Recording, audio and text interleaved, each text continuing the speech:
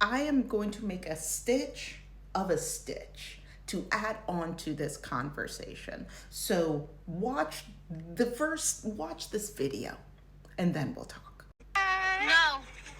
No, no, no. Yeah, Dad, get in. Get in. You can walk. Hi, Jenny. Woo, where's Mom? Oh, I don't know. For the longest time, I thought they were going to say this was some kind of prank. This was a gotcha moment for Mom, but they never did. They kept laughing and sniggling and giggling all the way to the ship, leaving the mother to fend for herself in another country. And what's worse is the daughter has a habit of doing this to her mother. The fact that they're so comfortable treating her this way is disturbing, in my opinion. The father should never have allowed it. If they couldn't have found provisions suitable for all three of them, none of them should have took it. And especially not him. Like, whatever happened to women and children first? Whatever happened to the big, strong, masculine men? Whatever happened to provide and protect? What was protective about you leaving her and you just taking the daughter? You left your wife, who your job is to protect, on her own in some foreign country. And don't get me wrong, I don't have a problem with the whole daddy's little girl type thing. But when it comes to me, sir, I better always come first. Let's talk about how male-centered daughters will grow up to hate their moms, all the while she will eventually become her mom. Now, the creator that I stitched of that stitch will be linked below, so feel free to follow them for more content of theirs. Also, that creator, not the one that I'm stitching, the person that actually posted it, her name is Abby Fitzpatrick. Don't go sending her hate. What did I even show her name? It doesn't. She's a content creator. People probably know her anyway. She deleted that video along with some other ones, but you know what she didn't delete? This, yes, this is where she was on a happy inauguration day. It says Trump forever. And it's always so funny to me when they tag Kendrick Lamar, when they like use his songs for things, because like he hates you. Oh my gosh. Anyway, so I'm breaking out the handy dandy for this one because I have some thoughts and I want to make sure that I don't lose them before I start sharing them. Hi, my name is Shayna. For those of you who are new here, I am a journalist, and on this page I talk a lot about decentering men and child-free living through an intersectional lens.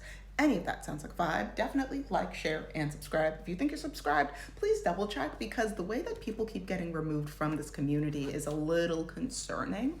If you would like to join me on Patreon, or if you would like to join any of my other things that I have going on, everything is in the description, including ways to send a gift if that's something that you would like to do. Literally no pressure.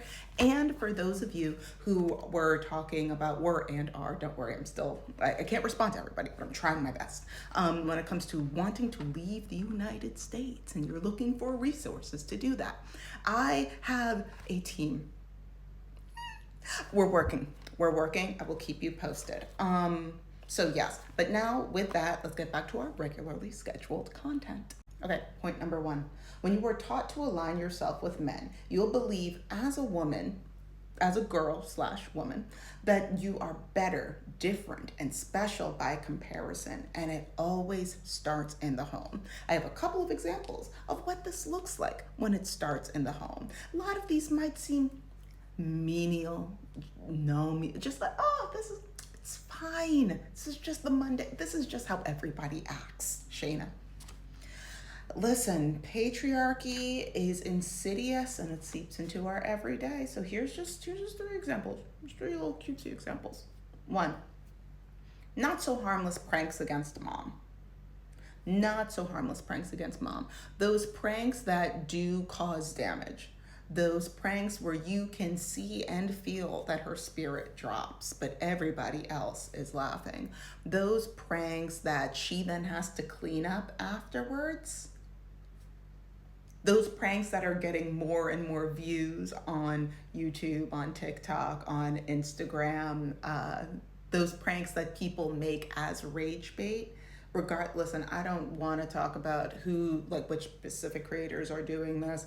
Or are they even in relationships? Are these just content relationships? That's not the point is that it's normalized. These very painful pranks are becoming normalized. And when the children are involved, or the children are watching it from in the house, or the children are watching it online, or not your children, but somebody else's children are watching it online, especially with all of the what is it called? The red pill content that is happening right around now. Yeah, that's how you turn little girls into male-centered girls, young women into male-centered women, because they don't want to align with mom. They don't want to be seen as the weak one, as the one that has to clean up, as the one, oh, well, poor her, or oh, don't worry, she's fine. She's not cool anyway. She's not funny. The old ball and chain. They don't want to be aligned with that. Anyway, continuing on. Following dad's lead with belittling mom. Now, this kind of goes hand in hand with the pranks, because it's the dismissing of mom. It's the, once again, making jokes about her. It's also the dad constantly only making time for the thing that dad cares about, especially if it pushes mom to the side. And then like belittling mom's feelings about, well, why aren't you spending time with the family? Like, I need you to do certain things around the house. It's like, oh my God, just stop it. Like, either the shut ups or the whatever, like the constantly belittling mom. And then sometimes the kids join in. A lot of times the kids join in.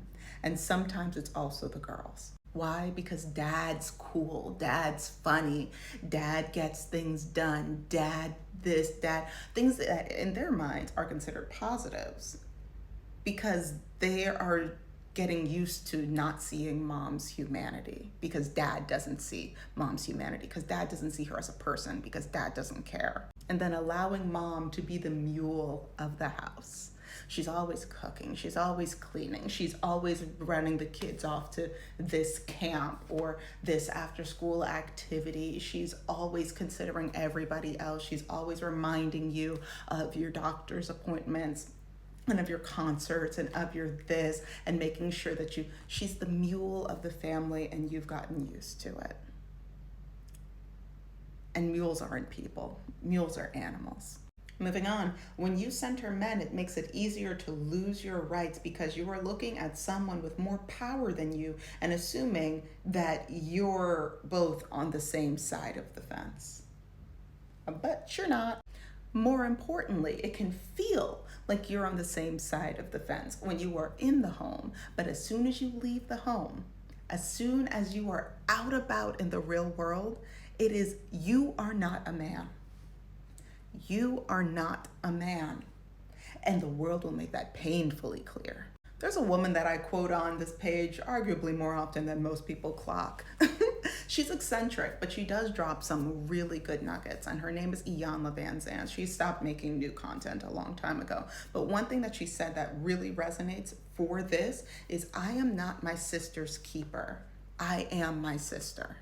So, while there's nothing wrong with being a daddy's girl, remember that you are more socially aligned with your mom in a literal, practical, political, social, realistic way. Yeah, you know, you could like baseball just like your dad. You, in reality, are more in alignment with your mom. So excluding abusive relationships, we're taking that, putting that to the side. Toxic moms do exist. We're taking that, putting it to the side, so that I can say, I am not my mother's karma. I am my mother. Because patterns will find a way to pattern in aggressive ways.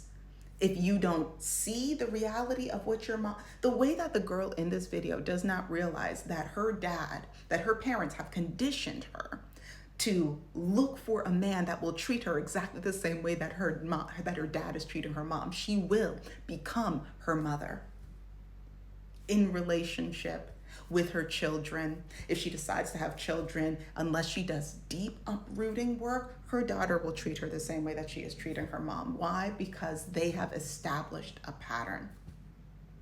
These are my thoughts on it. Love to know yours. Please type them in the comment section. Once again, my name is just Shayna, and please don't go sending this lady hate. She is very young. She has, and not to say that that makes any of her life decisions better, but like, and regardless, just don't go and send. She's clearly struggling enough with her brain as it is.